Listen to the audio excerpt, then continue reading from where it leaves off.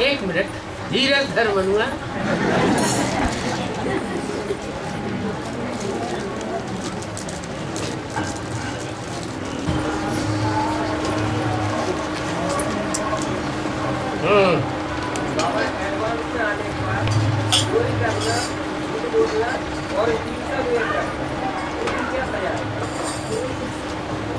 सौगुनी सजा है। 63 जनों में जितनी सजा थी उसके मुकाबले ब्राह्मण बनने के बाद 100 गुनी सजा बढ़ जाती है और उसका प्रत्यक्ष रिजल्ट आता है, अवस्था नीचे गिर जाती है। जो याद आना चाहिए वो याद नहीं आती। कहते हैं बाबा का चेहरा भी भूल जाता है।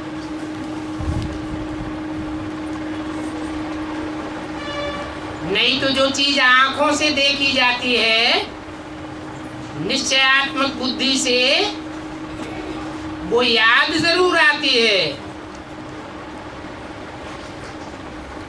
सर्विस के बदले न चाहते हुए भी डिस सर्विस हो जाती है।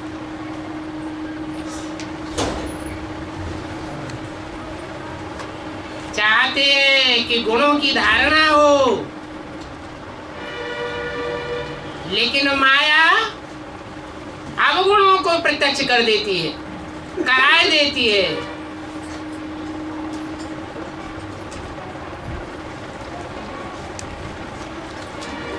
समझते हैं कि हम ज्ञान सुनाते हैं, लेकिन देवहानि के कारण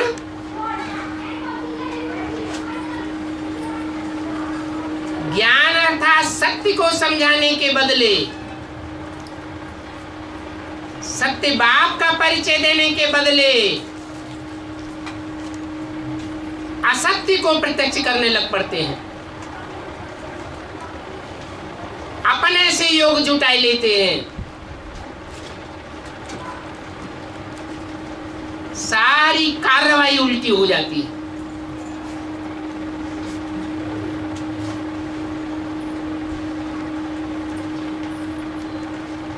आए थे हर भजन को होटल लगे कपास, ऐसी हालत हो जाती है।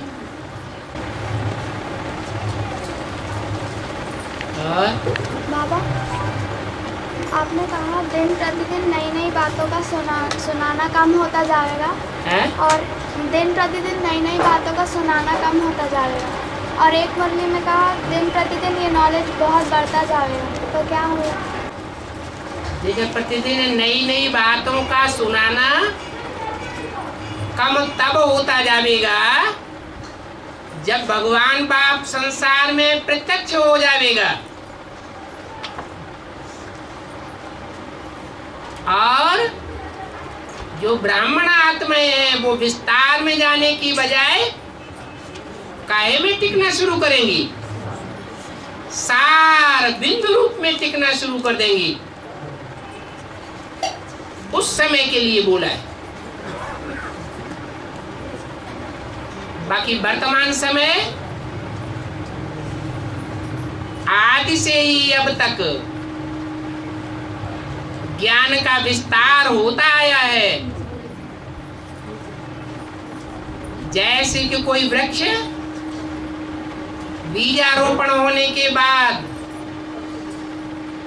जब तक उसमें दोबारा फल प्रत्यक्ष हो, बीज प्रत्यक्ष हो और वो बीज सारे वृक्ष से अपने को डिटैच करता हुआ प्रत्यक्ष हो जाए, तब तक ज्ञान का विस्तार होता रहता है। और वो विस्तार चोटी के ब्राह्मणों के लिए महसूस होता है, दुनिया वालों को महसूस नहीं होता है। और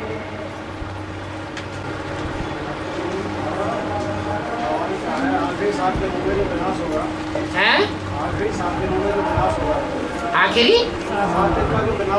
हाँ जी, माउंट आबू का, हाँ हाँ जी,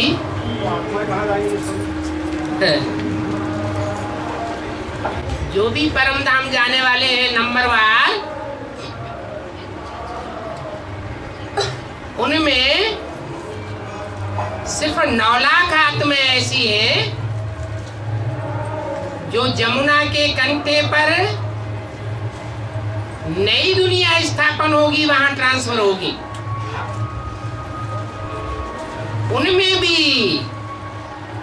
4.5 लाख होंगी जन्म देने वाली साकार में, और विनाश होने से पहले वो 4.5 लाख अव्यक्त स्वरूप में होंगी, इन आंखों से देखने में भी नहीं आवेंगी। तो 4.5 लाख तो जमुना के कंठे पर ट्रांसफर हो जाएंगे। वो पहले ही ट्रांसफर होंगे या विनाश होने के बाद ट्रांसफर होंगे?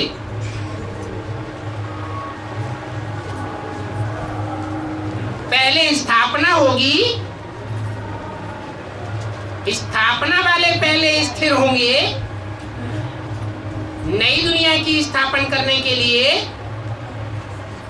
या जिनका विनाश होना है, परम धाम में पड़े रहना है, उनका काम पहले होगा। इतनी बात तो समझ में आती है ना? हाँ जी, 36 के बाद है 36 के बाद 336 के बाद 2036 के बाद, हाँ, सृष्टि खत्म हो जाएगी। सृष्टि खत्म नहीं होती है, सृजन का कार्य खत्म नहीं होता है। परमधाम आखिरी आत्मा जावेगी और पहली आत्मा आवेगी। ये चक्र लगातार चलता रहता है, सृष्टि चक्र रुकता नहीं है, खत्म नहीं होता है। वो आत्माएं पहाड़ पर बैठी फिरा गया पूरा पहाड़, उसके बाद स्थूल में कहाँ जाएंगे? अरे स्थूल में उस समय उन आत्माओं की बात है जो आत्माएं सजा खा करके परमधाम में बैठेंगी, अंत तक वो आत्माएं वहां बुद्धि योग से ही रहेंगी। स्थूल शरीर से तो उन आत्माओं को वहां पहुंचना भी नहीं है, और जिन आत्माओं को स्थापना का कार्य करना है वो तो 7 दिन का आखिरी विनाश होने से पहले ही पहुंच जावेंगी, जहां बर्फ में उनको आच्छादित होकर रहना है। सारी दुनिया में बर्फ बर्फा हो जाएगी।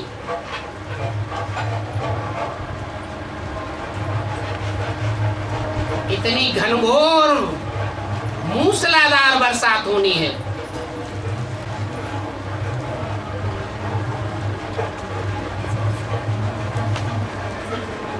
और बाबा, मधुबन तो मधुसूदन का है, लेकिन जो आत्मा मधुबन को मधुसूदन नहीं कहे, नहीं, कोई भी आत्मा निमित्त बनेगी मधुबन खुलवाने के लिए, है? कोई भी आत्मा मधुबन खुलवाने के लिए निमित्त बनेगी, तो कन्या का जो कन्या समझ में पाते हैं उनका भाग ज्यादा बनेगा, जो मधुबन खुलवाएंगे उनका भाग ज्यादा बनेगा।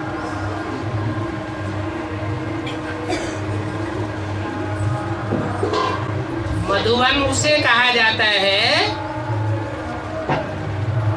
जहां मधुसूदन भी मौजूद हो, प्रैक्टिकल में, और बेहद की वैरागी वृत्ति भी मौजूद हो संगठन रूप में, और बेहद की मिठास वृत्ति भी बच्चों में मौजूद हो, उसको मधुबन कहा जाता है। ये शहद की मक्खियों का जैसे संगठन है। शहद की मक्खियां दो प्रकार की होती हैं, एक छोटी मक्खी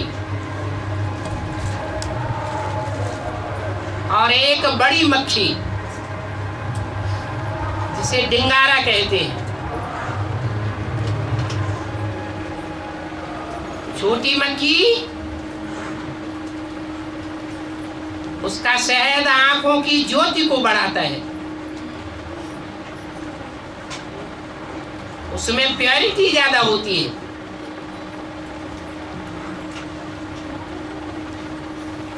दोनों ही प्रकार की मक्खियों में संगठन जरूर होता है। संगठन अर्थात प्योरिटी। एक में योग से बल से प्योरिटी आती है, और जो छोटी मक्खियां होती हैं उनमें जन्मजात प्योरिटी होती है। जन्म जन्मांतर के संस्कार होते हैं प्योरिटी के, इसलिए आंखों की रोशनी भी तीव्र होती है और उनका शहद औरों की भी रोशनी को तीव्र करता है।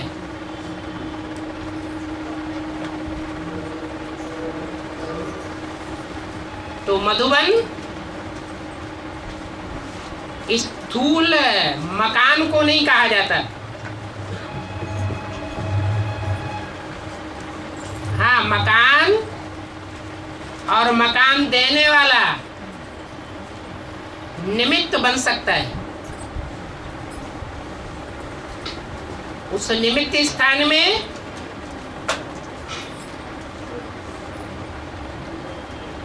कन्याएं समर्पित होकर रह सकती हैं, लेकिन समर्पित होकर के रहने वालों में कोई जरूरी नहीं है कि सब प्योरिटी का पालन करने वाली हो। प्योरिटी अर्थात एक बाप दूसरा न कोई। अगर आपस में भी एक दूसरे में अटैचमेंट लगाव पैदा हो जाता है तो वो संगठन तोड़ने वाली है, मधुबन के वाइब्रेशन को बनाने वाली है या उखाड़ने वाली है? उखाड़ने वाली साबित होती है।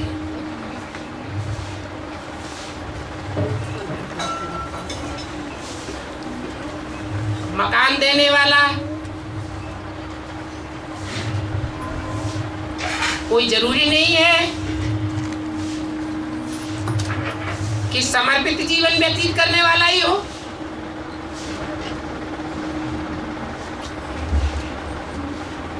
हो भी सकता है और नहीं भी हो सकता है। आदि में समर्पित भी हो सकता है और अंत में तमो प्रधान बन करके मधुबन को और स्थान को बिगाड़ने के निमित्त भी बन सकता है। इसलिए ये नहीं कह सकते कि मकान देने वाला मधुबन बनाता है या सरेंडर होने वाली कन्याएं मधुबन बनाती है। नहीं, दोनों ही मधुबन बना सकते हैं, लेकिन मधुबन संगठन को कहा जाता है। प्योरिटी से यूनिटी बनती है। उनकी निशानी होगी कि आपस में उन्हों का बहुत प्यार होगा, शहद की मक्खियों की तरह। जैसे शहद की मक्खियां छोटा सा बंगला बनाती है,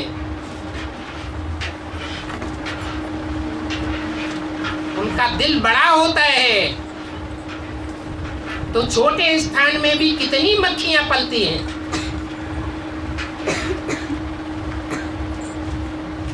3 पैर पृथ्वी उनके लिए काफी है।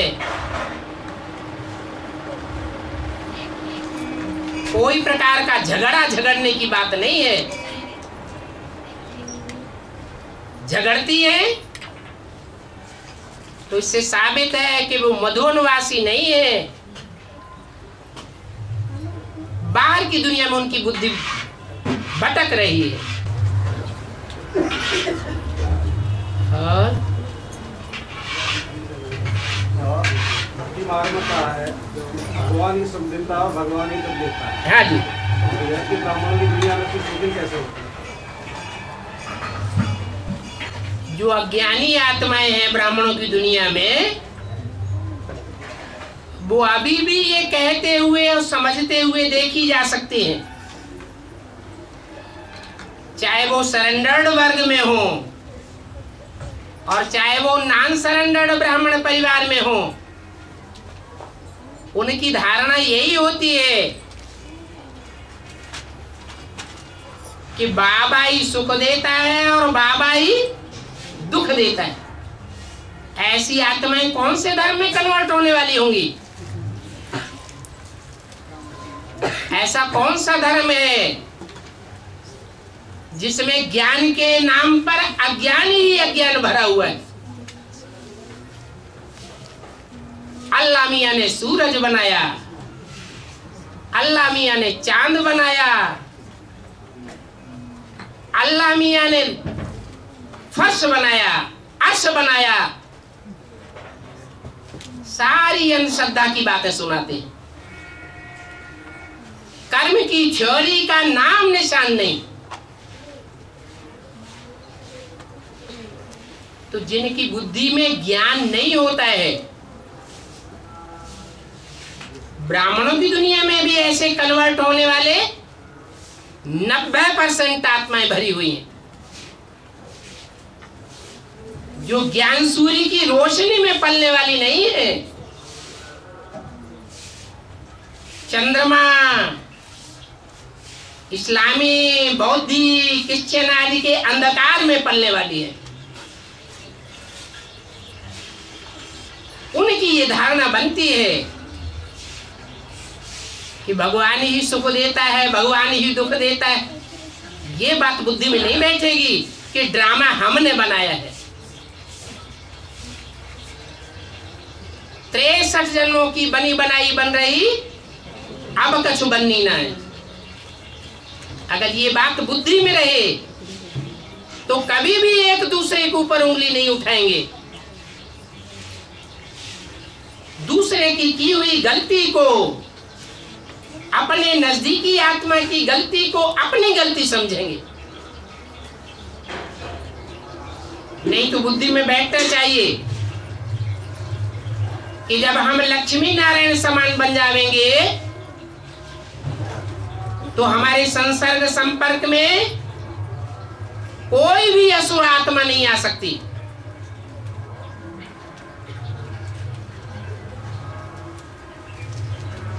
आसुरी दुनिया अलग हो जाएगी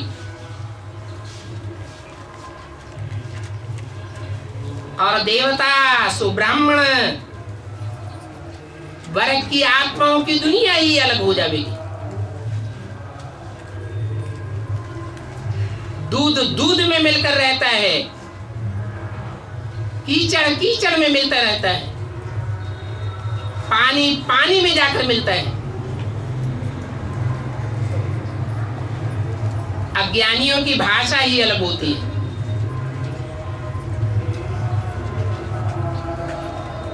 और ज्ञानियों की भाषा अलग होती है। और बाबा, गांधी जी का चित्र नोटों पे क्यों दिखाते हैं? गांधी जी का चित्र नोटों पे क्यों दिखाते? वोटों पे, नोटों पे, पैसों पे।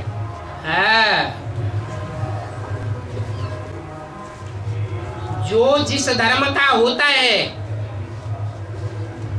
वो अपने धर्म पिता को और धर्म की जो बड़ी बड़ी फॉलो करने वाली आत्माएं हैं उनको विशेष मान्यता देता है। ऐसे ही कौरव गवर्नमेंट भी है, जो कौओं की तरह शोरगुल बहुत करती है। दुनिया की लास्ट तमो प्रधान गवर्नमेंट है। वो गवर्नमेंट और उसके फॉलोअर्स, उनकी मान्यता ये होती है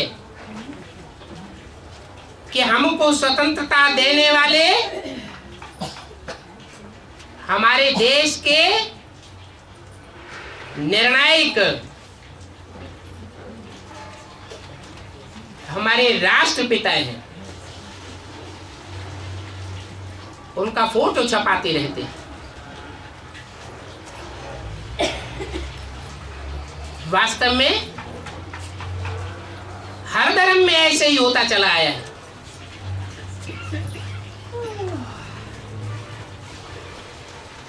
इसका फाउंडेशन यहां पड़ता है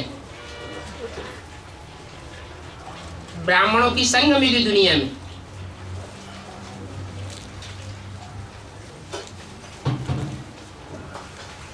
अभी पढ़ रहा है। पहले गांधी जी का चित्र छपाते थे, आगे चल के ऐसा भी होगा कि गांधी जी के फॉलोअर्स में जो बड़े बड़े हैं उनके भी फोटो छापने लग पड़ेंगे।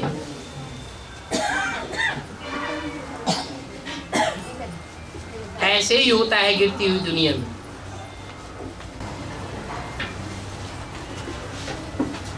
और बाबा जो भारत भर में कथा जो दिखाई है भगवान की, जोर से बोलो। हाँ सत्यनारायण की कथा दिखाई है। हाँ जी। और शादी जब होती है तो माता पूजन को दिखाते हैं, इसका क्या अर्थ है? सत्यनारायण की कथा होती है, फिर शादी होती है, तो सबसे पहले माता पूजन होती है। माता पूजन? हाँ, माता पूजने जाते हैं। और सत्यनारायण कहाँ रह गए? बात तो सत्यनारायण से शुरू की है। हाँ, तो पहले तो कथा बताइए सारे भारत में। हाँ, कथा होती है, फिर शादी के बाद, शादी के पहले माता पूजन को बताइए। तो संगमयुगी ब्राह्मणों की दुनिया में भी जब लक्ष्मी नारायण की शादी होती है या शंकर पार्वती की शादी होती है, संपन्न स्टेज आती है, उससे पहले जय माता दी होती है या नहीं होती है? होती है। इसलिए भक्ति मार्ग की दुनिया में भी जय माता दी होती है। और बाबा साईं बाबा के और समीर पत बाबा, है? कौन सा बाबा हो? साईं बाबा की क्या? साईं बाबा और समीर पत बाबा। क्या बोल रहे हैं? साईं बाबा और वो समर्पित बाबा, कौन सा बाबा है? समर्पित माया। साईं बाबा और समर्पित बाबा? हाँ, कौन सा बाबा है? ये समर्पित बाबा कौन सुना है कोई? समीर पत बाबा। अरे किसी ने तुम्हारी बात समझी हो तो हमको बताए। साईं बाबा। हाँ, साईं बाबा तो समझा। हाँ, और उनके साथ में एक और बाबा बताएंगे, और समीर पत बाबा। कौन सा बाबा बताइए? समर्थ बाबा बताए हैं बाबा। है? एक सीरियल आता है जिसमें साईं बाबा करके एक बाबा रहते हैं और एक और स्वामी समर्थ करके रहते हैं। तो वो ये पूछ रहे हैं कि जो स्वामी समर्थ है वो कौन से बाबा हैं? समर्थ गुरु रामदास को कहा जाता है और साईं बाबा को साईं बाबा कहा जाता है। साईं बाबा में भी दो प्रकार के साईं बाबा प्रसिद्ध हैं, दाढ़ी मूंछ वाले साईं बाबा और एक बड़े बड़े बालों वाले बाबा। तो जो समर्थ गुरु रामदास कहे जाते हैं वो तो संगम युग में राम वाली आत्मा की यादगार है। वास्तव में उनको भी समर्थ नहीं कहेंगे। उन्होंने आकर के कोई नई दुनिया नहीं बना दी। उनके आने के बाद भी दुनिया कैसी बनती रही, नई बनी और ही पुरानी होती गई, और ही पुरानी होती गई। तो भक्ति मार्ग में जितने भी बाबाएं हुए हैं वो वर्तमान संगम युग की यादगार मात्र हैं।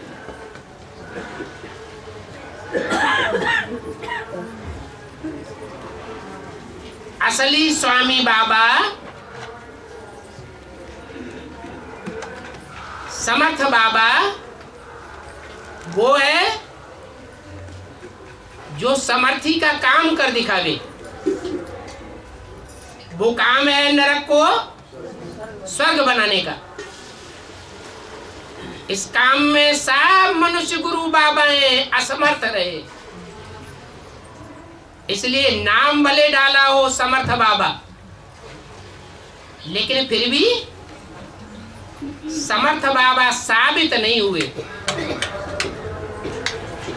और बाबा ने कहा कि बाप भी भारत में ही आते हैं, कृष्ण भी भारत में ही आते हैं, सीढ़ी भी भारत की है और भारत की ही भूल सभी जगह फैलती है। इसका क्या? भारत की ही भूमि भूल सभी जगह फैलती है। इसका क्या? पुराने से पुराना देश कौन सा है?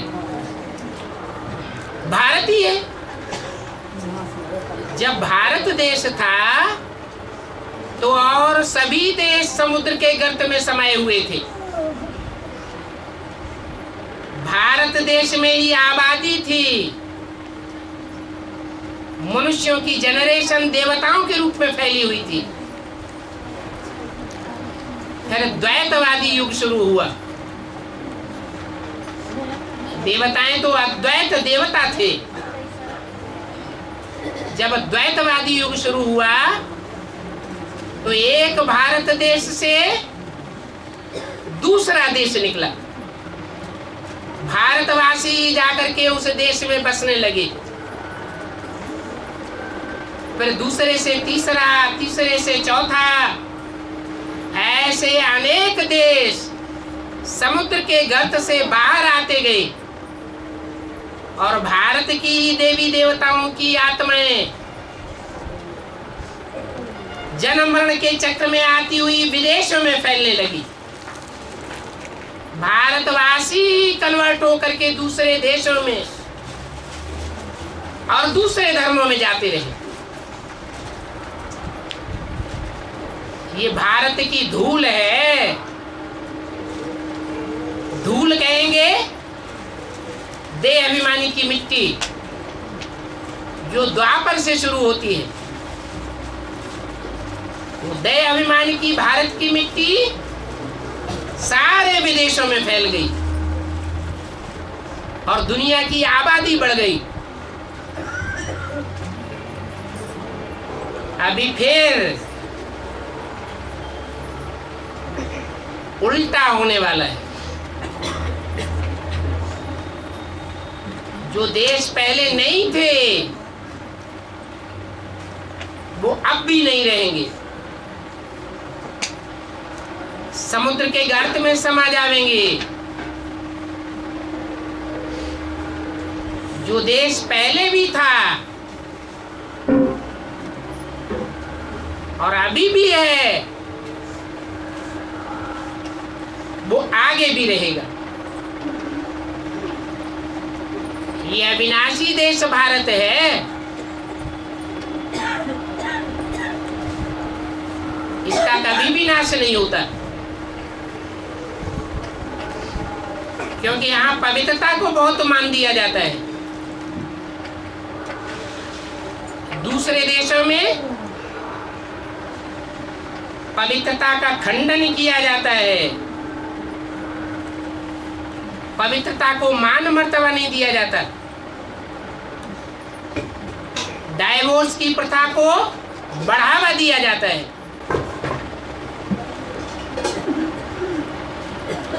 और कृष्ण के माँ बाप का नाम बताती है, राम के माँ बाप का नाम बताती है, लेकिन राधा कृष्ण के माँ बाप का नाम कृष्ण के माँ बाप का नाम नहीं बताते।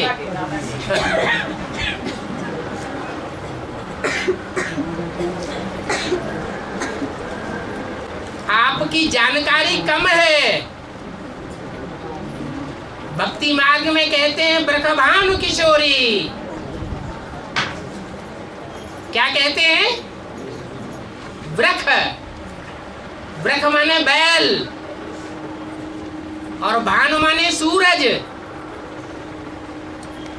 ये दोनों शब्द मिलाने से बनता है ब्रखभानु। और किशोरी माने कन्या।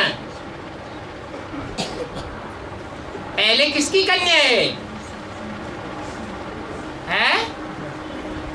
ब्रख, बैल की कन्या। ब्राह्मणों की दुनिया में बैल कौन है? ब्रह्मा बाबा। वो अभी भी ब्रह्मा की चलाई हुई परंपराओं में पल रही है। बाद में ज्ञान सूर्य की भी बनने वाली है। इसलिए ब्रख, वहां ब्रख शब्द पहले और भानु शब्द बाद में दिया जाता है।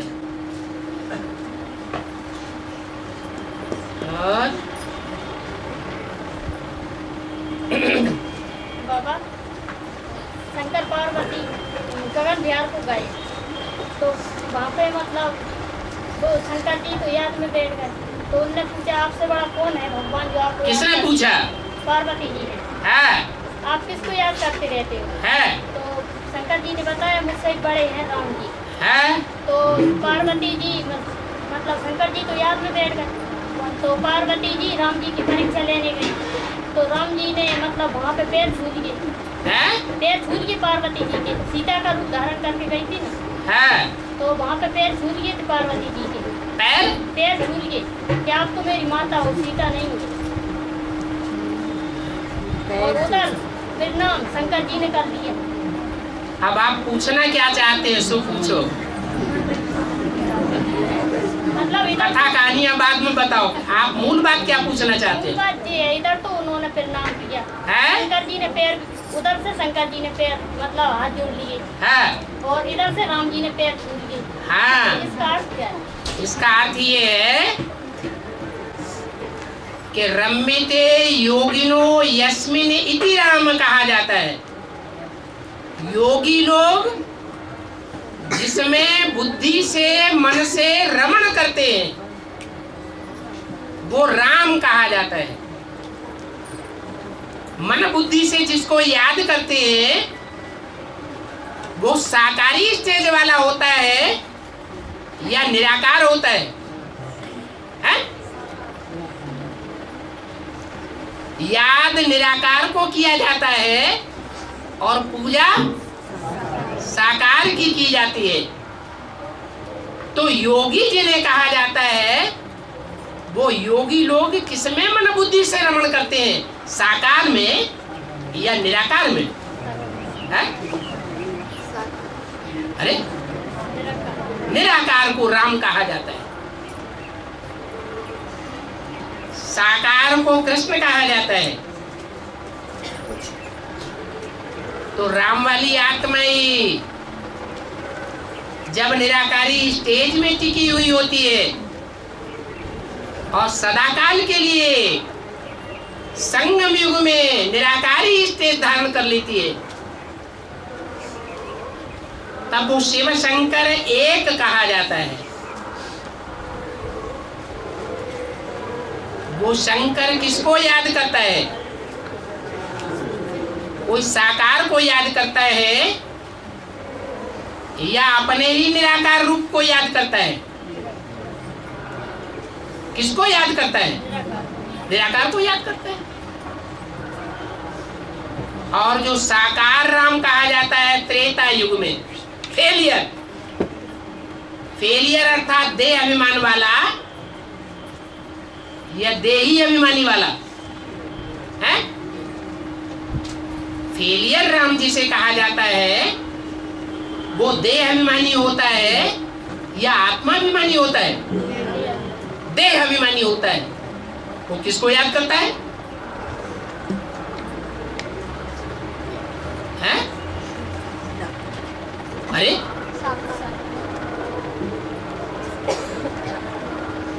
ब्राह्मणों की बेसिक दुनिया में जो फेल होने वाली यज्ञ के आदि वाली आत्मा है, जन्म लेकर के दोबारा ब्राह्मणों की दुनिया में आती है या नहीं आती है? हैं? आती है। फेलियर होके आती है या पास होके आती है? हैं? पास होके आती है। फेलियर होके आती है, माने देह अभिमानी सांडा बन करके आती है। वो किसको याद करती है? बिंदु को याद करती है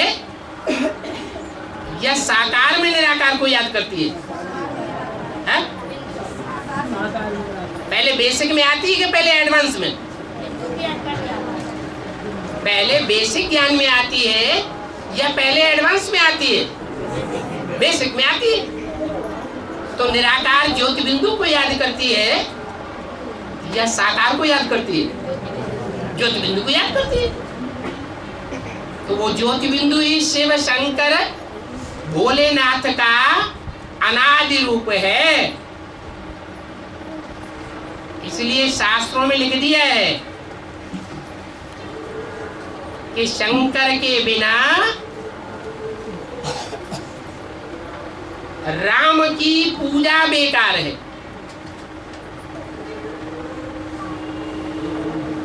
राम भगवान को कहा जाता है और राम भगवान के बगैर शिव की पूजा बेकार है। और एक भगत गुप्त मत सबे कहो कर जोर, शंकर भजन बिना नर भगत की पावे मोर।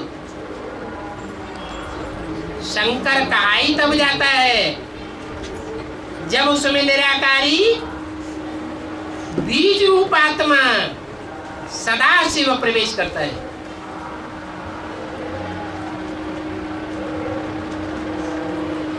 दोनों एक दूसरे के पूरक हैं।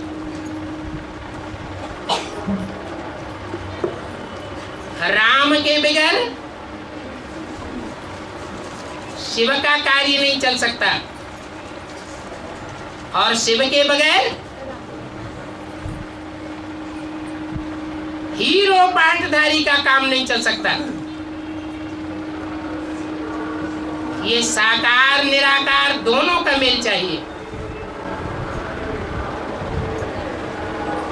और बाबा, झाड़ के चित्र में ब्रह्मा सरस्वती के अलावा और जो 8 आत्माएं बैठी हैं, झाड़ के चित्र में ब्रह्मा सरस्वती के पीछे 8 आत्माएं दिखाई हैं। उसमें 6 स्त्री चोले में है और 2 पुरुष चोले में है। इसका क्या कारण है?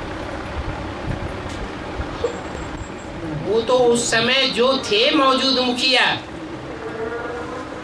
उनके चित्र दिखाई दिए। वास्तव में स्त्री पुरुष की बात नहीं है, बात है आत्मिक स्टेज वालों की और देह की स्टेज वालों की। जिनकी अंत तक देह की स्टेज रहेगी वो नारायण बनने वाली आत्माएं हैं, जो सतयुग में नारायण बनेंगी। जड़ें साकार होती हैं, जड़ें निराकार नहीं होती। धरणी साकार होती है, धरणी निराकार नहीं होती। और उसमें जो बीज बोया जाता है वो निराकार होता है। बीज को बाप कहा जाता है। इसलिए यज्ञ के आदि आदि में जो आत्माएं आई थी वो निराकारी बीज रूप आत्माएं हैं। और उन बीजों में से जो जड़ें निकली, आधार मूर्त निकले, वो सतयुग में जाकर के नारायण बनते हैं, उत्तरोत्तर कम कलाओं वाले बनते हैं।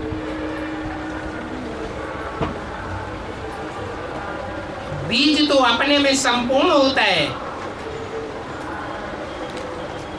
परंतु जैसी धरनी वैसा ही कमजोर या पावरफुल फल निकलता है।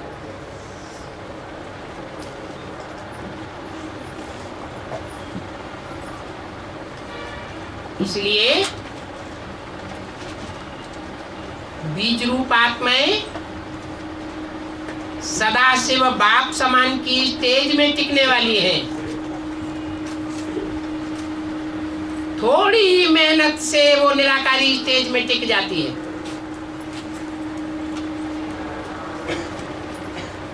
और जो जड़ स्वरूप आत्माएं हैं वो सदा काल के लिए संगम युग में निराकारी स्टेज नहीं प्राप्त कर सकती। इसलिए उनमें देह अभिमान की कमजोरी भरी रहती है।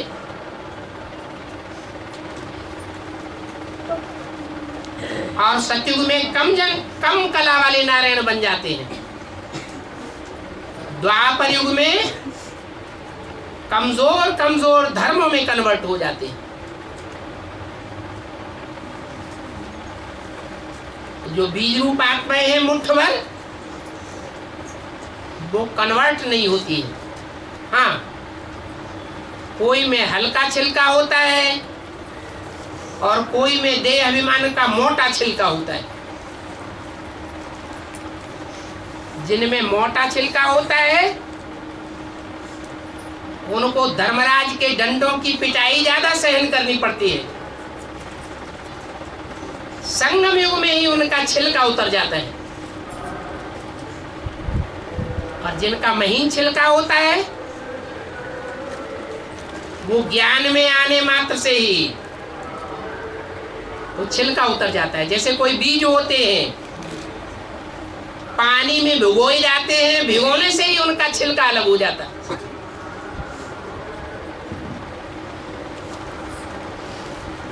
धूप में हवा में रखने की भी दरकार नहीं पड़ती। ऐसे ही ये 9 प्रकार के बीज हैं, अलग अलग धर्मों के बीज।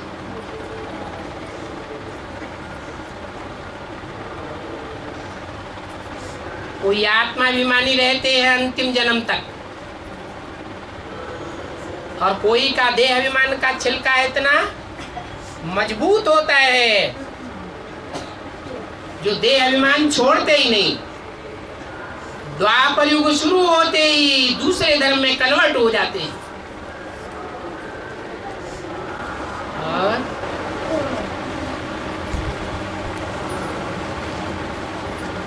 बाबा ये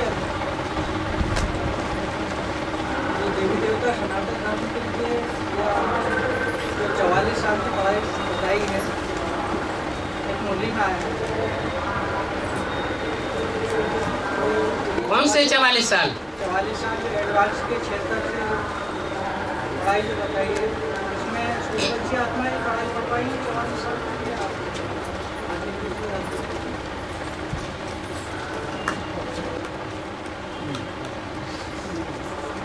40 वर्ष जो है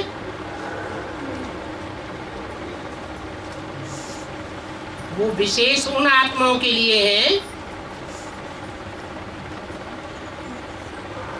जो कम से कम समय में पढ़ाई पढ़ करके संपन्न स्टेज प्राप्त कर लेती है।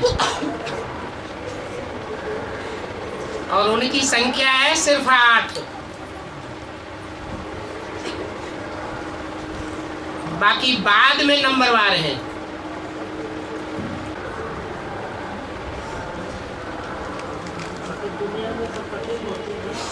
पतित दुनिया में सब पतित। हाँ जी, विजय माला के आह्वान कर दिया है तो वो तो पावन है। विजय माला नाम दिया है, लेकिन वो विजय माला तब है और तब ही बनती है जब उसमें ज्ञान का सूत्र भी मौजूद हो। अभी तो वो न विजयमाला है और न रुद्रमाला है, सिर्फ समझाने के लिए बताया है। उनमें स्नेह का धागा विशेष है, ज्ञान नहीं है, क्योंकि ब्रह्मा के फॉलोअर्स हैं, स्नेही आत्माएं हैं। ज्ञान सागर बाप के बच्चे नहीं हैं डायरेक्ट। हाँ, वो धागा भी जब ज्ञान के सूत्र में मिलकर के एक हो जाएगा और सूत्र में जो जो मण के पिरोए जावेंगे, चाहे वो रुद्रमाला के हो चाहे वो विजयमाला के हो, वो पक्की विजयमाला कही जाएगी। अभी तो न कोई विजयमाला है और न कोई छाती ठोक करके कह सकता है कि हमने 5 विकारों के ऊपर विजय प्राप्त कर ली। विजयमाला तो बनेगी तब पक्की जब ज्ञान और योग अर्थात स्नेह दोनों के सूत्र में समान रूप से बंध जाए। वो प्रवृत्ति की माला है। अभी तो सारी दुनिया में निवृत्ति मार्ग का पसारा है, प्रवृत्ति का पसारा नहीं है।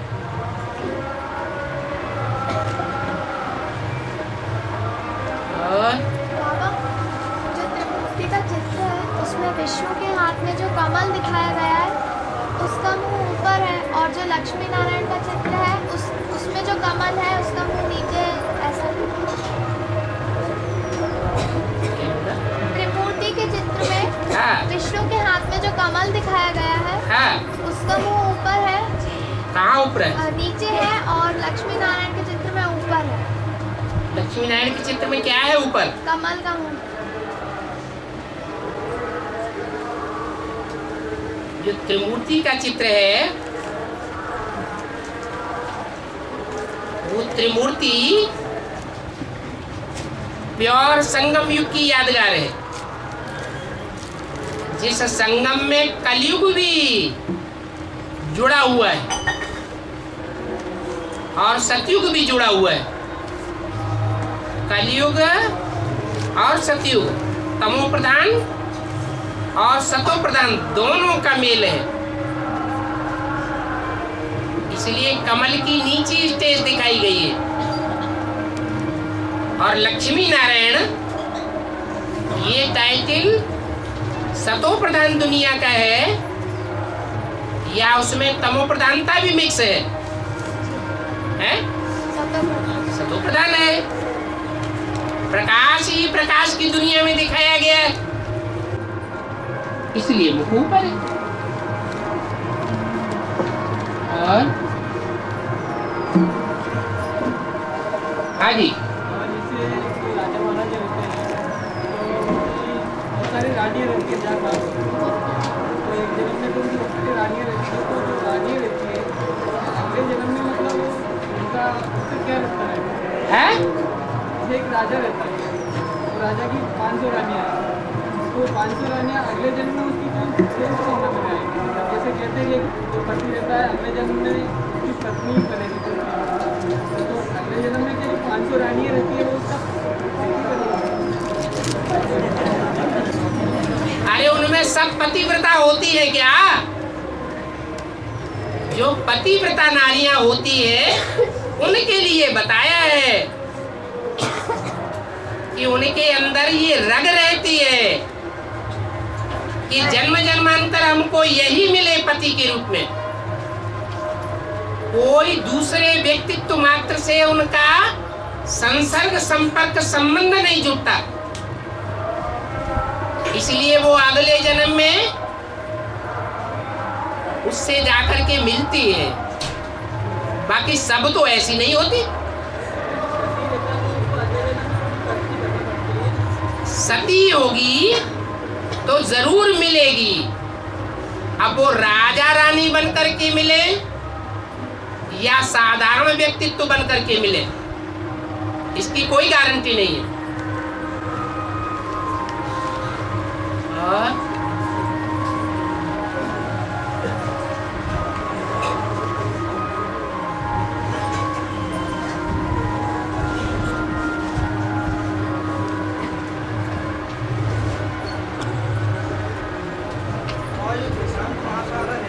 हाँ जी,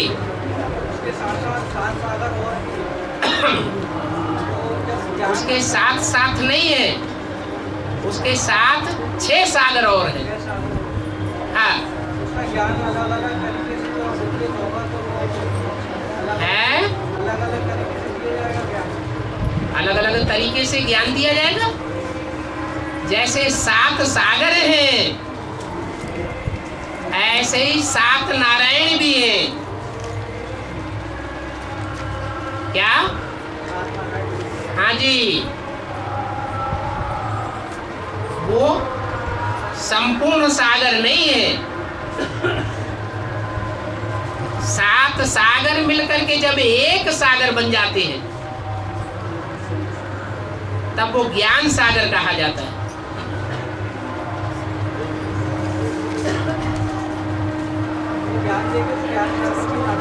है?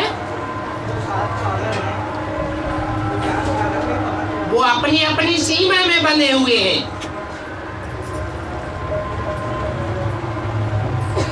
जो अधूरे सागर हैं,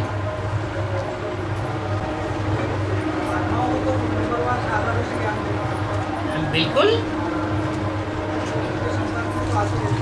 बिल्कुल आ रही है। हाँ जी, और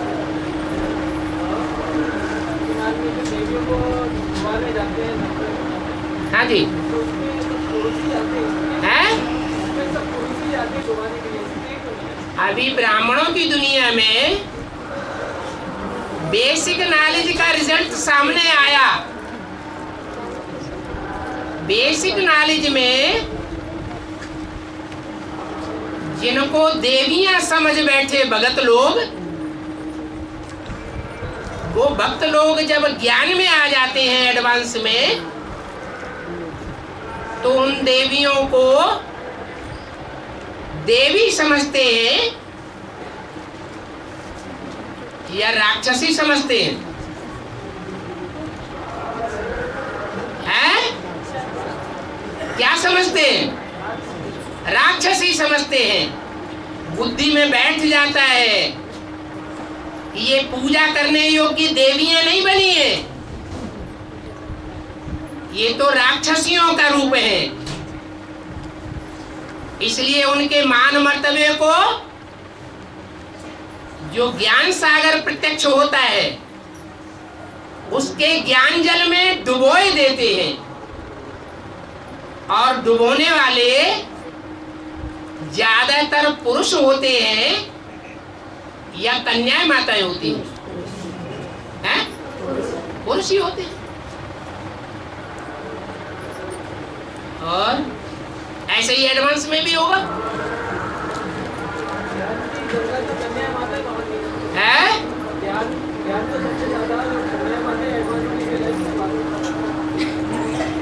क्या बोल रहे हैं? हाँ,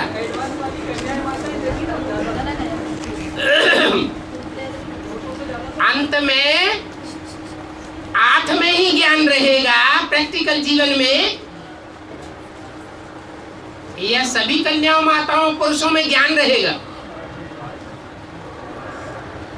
है? 8 में ही रहेगा। बाकी हाँ, एडवांस में भी कन्याओं माताओं की संख्या ज्यादा होती है और पुरुषों की संख्या कम होती है। बल पुरुषों की संख्या कम हो, परंतु फिर भी वर्चस्व ज्यादा पुरुषों का रहता है या ज्यादा संख्या वाली कन्याओं माताओं का रहता है? पुरुषों का रहता है। और ये परंपरा अभी भी एडवांस में देखी जाती है। कोई पुरुष अपनी पत्नी को आत्मा आत्मा भाई भाई का दर्जा नहीं दे रहा है प्रैक्टिकल जीवन में। अगर देने वाला होगा तो पूरा ही स्वतंत्र छोड़ेगा, और जब कन्या माता अपने परिवार में अपने स्वतंत्र समझेगी तो वो ईश्वर का साथ देगी तन मन धन से, या परिवार में बंद करके रहेगी? ईश्वर का साथ देगी। लेकिन ऐसा नहीं है। माताएं देखा जाता है समर्पित जीवन में कम निकल रही है,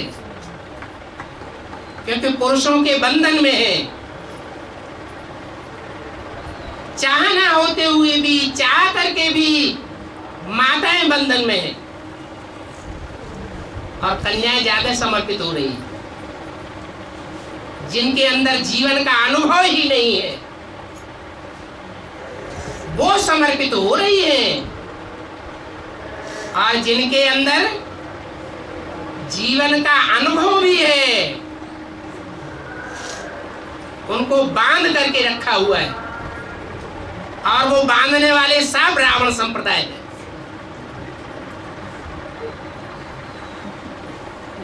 मुख से कहते हैं आत्मा आत्मा भाई भाई,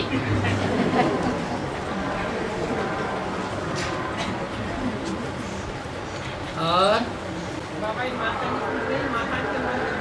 है माताओं ने दाढ़ी मूछ वाला बन करके पिछले जन्मों में बंधन में बांधा होगा।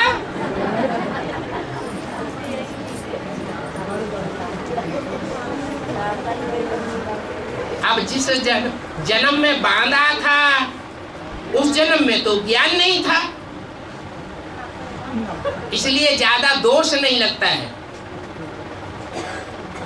और अभी वर्तमान जन्म में तो ज्ञान है, और ज्ञान होने के कारण बांधा बूंदी नहीं करनी चाहिए। बांधा बूंदी करते हैं, इसका मतलब रावण संप्रदाय है।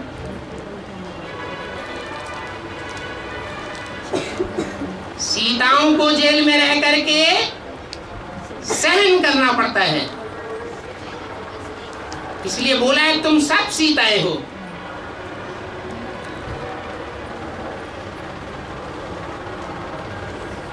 पुरुष सब है दुर्योधन दुशासन,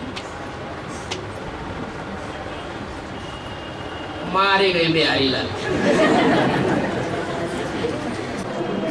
बाबा, जो अनुसुईया देवी रहती हैं तो वो तीनों देवताओं ब्रह्मा विष्णु और शंकर को बालक बनाकर गोद में देती हैं, तो क्या वो मतलब ये जो तीनों देवियां हैं उनसे भी ज्यादा पावरफुल है? क्या नाम दिया? अनुसुईया देवी। अन्नपूर्णा बोला भी। अनुसुईया, अनुसुईया के लिए दिखाते हैं कितनी पवित्र थी, जिसके पति का नाम क्या था? अत्रि। त्रि माने तीन, ब्रह्मा विष्णु शंकर। लेकिन आ माने नहीं, अर्थात जो तीन देवताओं की कोटि में नहीं है, एक ही है, वो है अत्रि। वो कौन है? ना उसको ब्रह्मा कहेंगे, नीची स्टेज वाला, ना उसको विष्णु कहेंगे, मध्यम स्टेज वाला स्वर्ग का देवता, और ना उसको शंकर कहेंगे। देवताओं में महादेव, बड़े से बड़े देवता भी नहीं कहेंगे, उसको सिर्फ कहेंगे गॉड फादर, भगवान।